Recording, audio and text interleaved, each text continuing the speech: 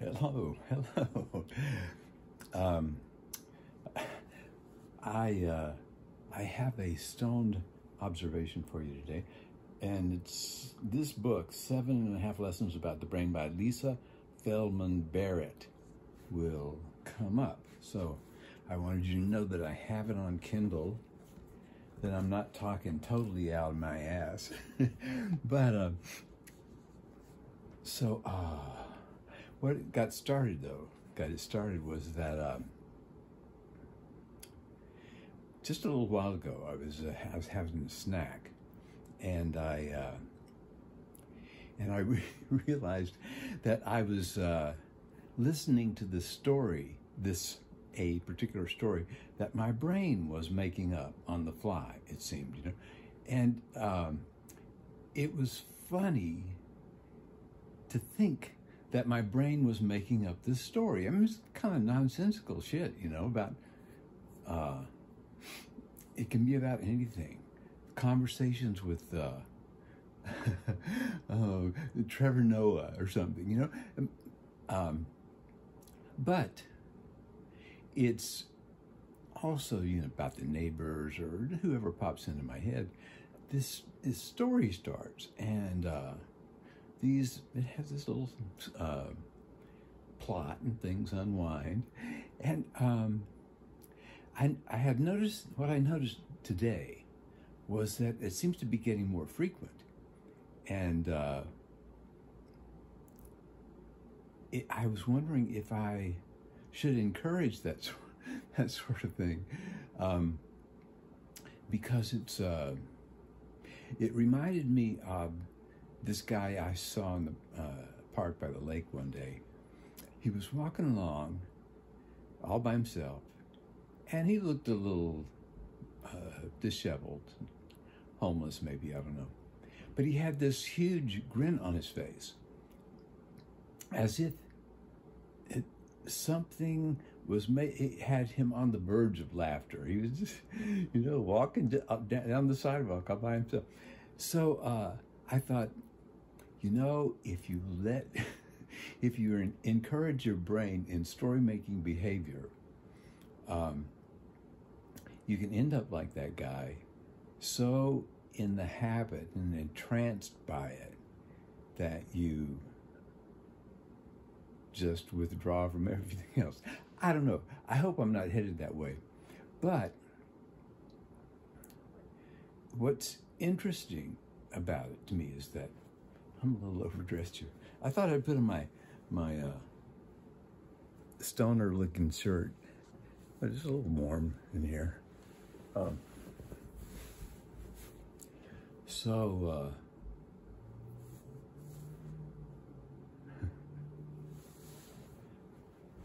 So this book is by Lisa Barrett, or whatever, Lisa Feldman Barrett. She's a neuroscientist and a psychologist and a writer. She's a good writer. She tells the story very well. And this book is fairly short, and you can read it in an afternoon, and it's told so wonderfully well that it's all understandable. She makes it all very understandable about how the brain works, which is like a network.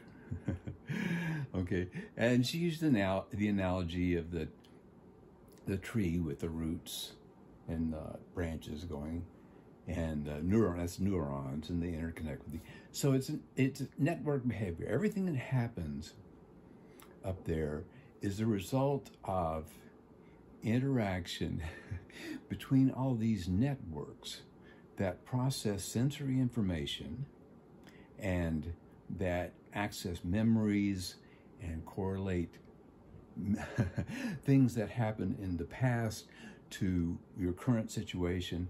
This is all done by the interworkings of this network, that something about the environment connects with a memory of a different environment where certain things happen. So it's it's a way of trying to make sense of the present. That's what the brain does. It tries to find out where the organism, where the organism is, and what it needs, and within that environment, how can it get those needs met? And we have evolved. We have evolved to cope with a number of environments, to be very adaptable in that way. So, so that's what the brain does, and the thing that's the way, pretty much Lisa explains it all. Much more, much better than me, and she's got credentials. She's got PhDs and all kind of shit. But I've been studying the same thing for years. These neuroscience and psychology. And my motivation was that I'm stuck inside this machine. And I'd like to know how it works. How does this brain make sense of the world? So, as I say, I've been studying for a while. And one thing that Lisa stopped short of, she sort of sidles away from it and comes back, is the idea of free will, that there is something in you that somehow exercises control over the network. All right?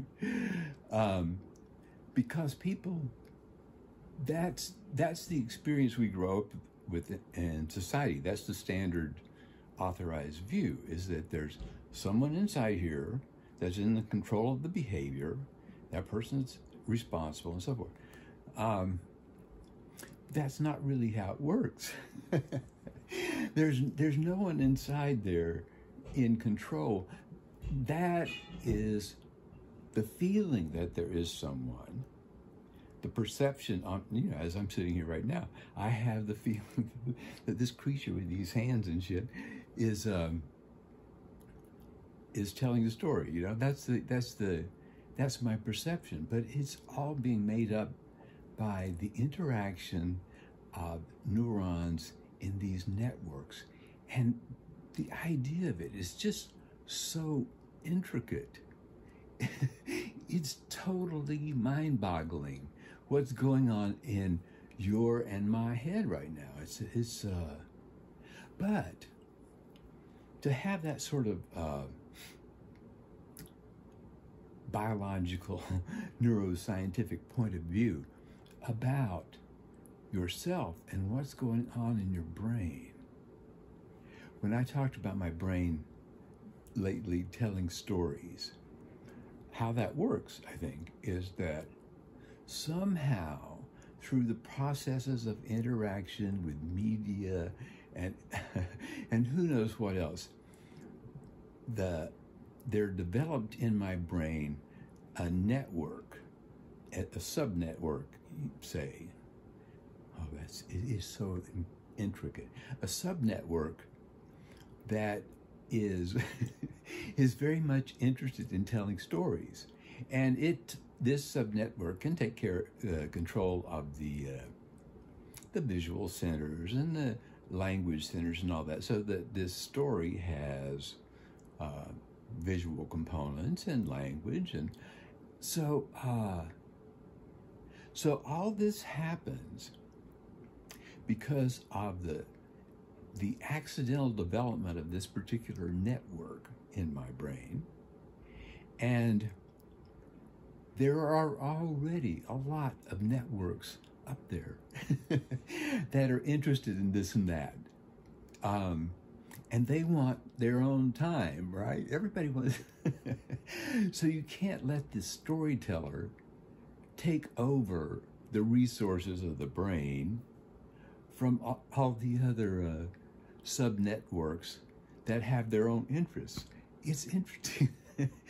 It's interesting how it plays out. Oh, I've got cotton mouth. It's interesting how it plays out. that, moment by moment, these networks in your brain are negotiating for who's got the most influence with other networks enough to get control of the system. It's so, who's making these observations, you say? Well, there is a network, and it's primary, I think, because language is so much a part of being social creatures. We talk to each other, and that's how we explain ourselves and what needs to get done and how things are to be made and all that. So language is just totally huge. And so that network has a lot of pull in the brain, because it's like, hey, if I fucked up, the rest of you guys are fucked, right? So you better let me have enough resources to do my job, which is to make sense of things, So some of the networks in my brain have more influence than others, and they get to play more. They get to dominate the system more. But they're the primary ones. Some things need to be taken care of. You need nutrients, right? You got to eat.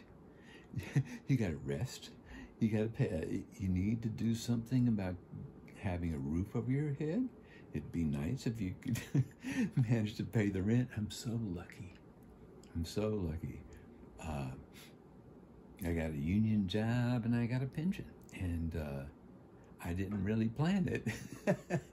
The whole thing was an accident. It's crazy, but that's the way my whole life is. And so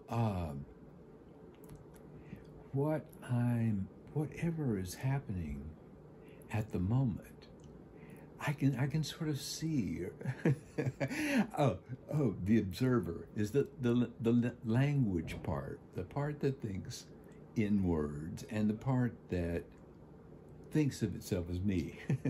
That's just a sub part. The part of my brain that thinks of themselves as norm is a very dominant subset of all the stuff going on in the brain. But it's not in control. It's just sort of the representation of everybody, of the organism, really. That's how you present yourself to the world, who your neighbors think you are, and that sort of thing. So it's endlessly fascinating to see, for me, to see how my brain is negotiating the world of the moment and what it's preparing for, how it anticipates the future. It's all a huge mystery. I mean, it's not mysterious. It's all chemistry, right? Physics and chemistry. So there's no mystery except the complexity of it is mind-boggling. And to even get a glimpse of that gives you a different perspective on what it means to be a human being. So I think that'll do for the day, don't you? It's Friday, December the 11th, 2020, I believe. And I hope it's been a good day for you.